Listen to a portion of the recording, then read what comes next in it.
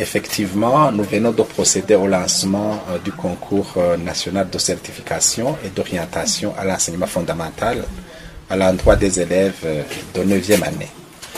Et au total, 81 429 candidats, dont 22 élèves à besoins spéciaux, participent à ce concours.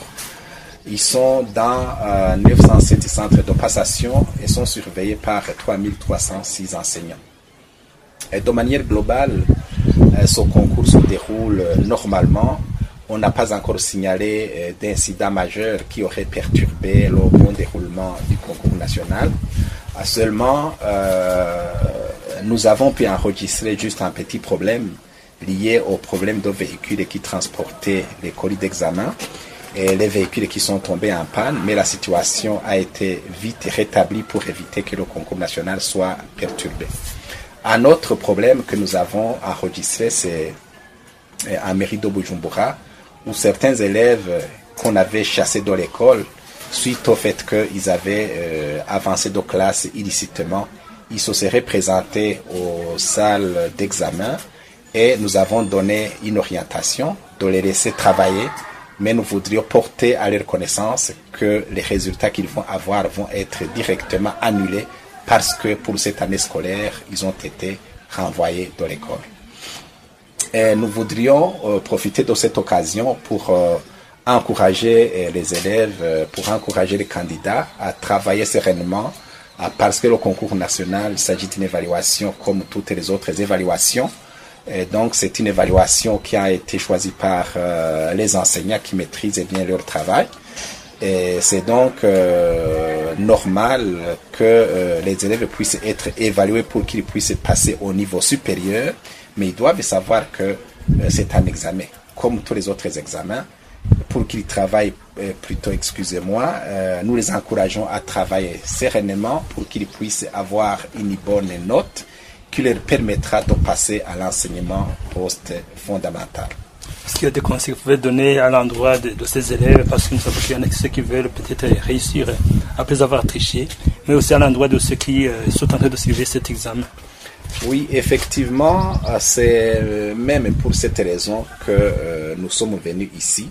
D'abord pour procéder au lancement, mais ce lancement est toujours accompagné de conseils.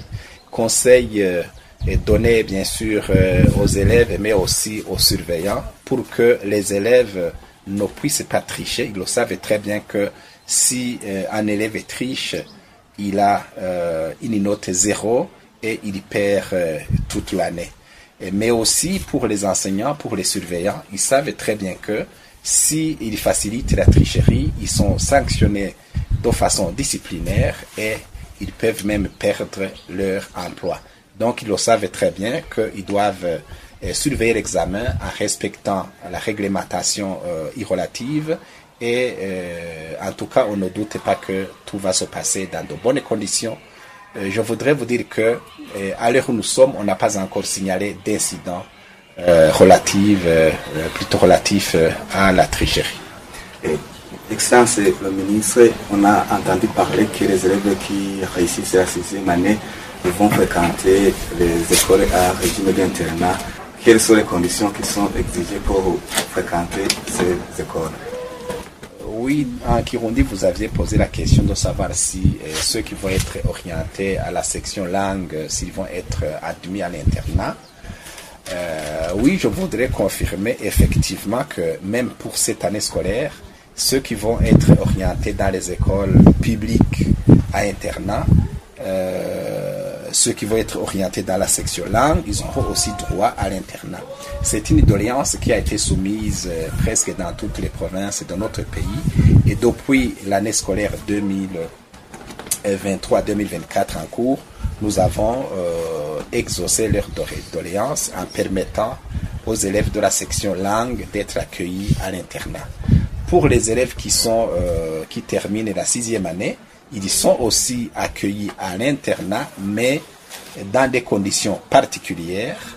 Le gouvernement n'a pas encore disponibilisé les moyens pour accueillir les élèves qui terminent la 6e à l'internat, mais ils peuvent accéder à l'internat privé en payant des frais supplémentaires.